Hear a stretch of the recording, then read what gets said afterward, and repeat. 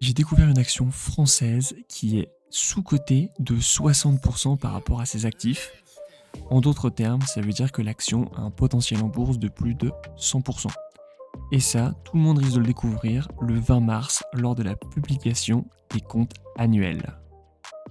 Cette société, c'est Peugeot Invest. Tu connais probablement l'entreprise Peugeot qui s'appelle maintenant Stellantis puisqu'il y a eu un rapprochement de plusieurs constructeurs automobiles. Mais Peugeot Invest ne construit pas de voitures. C'est une holding, en fait, elle a pour but d'investir dans d'autres sociétés.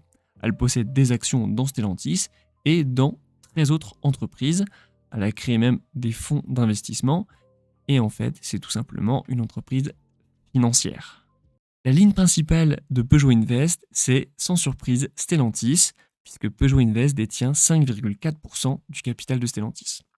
Peugeot Invest a créé un portefeuille qui sont appelés Peugeot 1810, qui contient donc d'une part Stellantis et d'autre part Forvia, et donc Peugeot possède 2,4% du capital total de Forvia.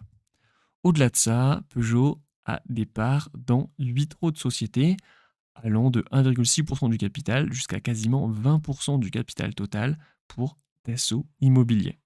Si on transforme tout ça en euros, ça fait quelque chose d'assez sympa puisqu'on obtient au total 5,6 milliards d'euros d'actifs pour Peugeot.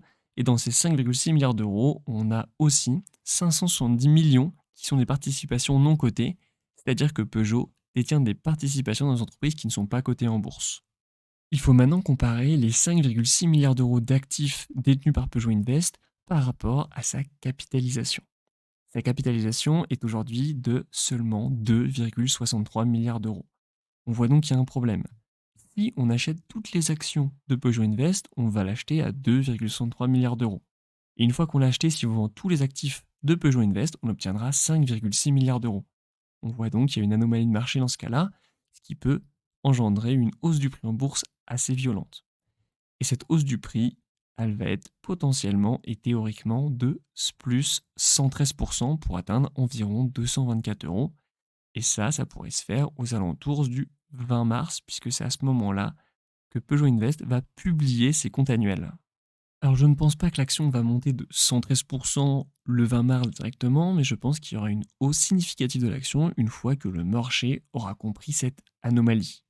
Et petite cerise sur le gâteau, les dividendes de Peugeot Invest ont été continuellement augmentés depuis 7 ans, donc depuis 2016 jusqu'à 2022. On est passé de 1,8 euros par action à 2,85 euros par action en 2022, soit une hausse de 58,3%. Donc au-delà d'acheter une action qui a un potentiel de hausse important, en plus, on va toucher des dividendes et ces dividendes vont croître au fil du temps. On aura donc un rendement dividende qui va lui-même croître puisqu'on va fixer un prix d'achat.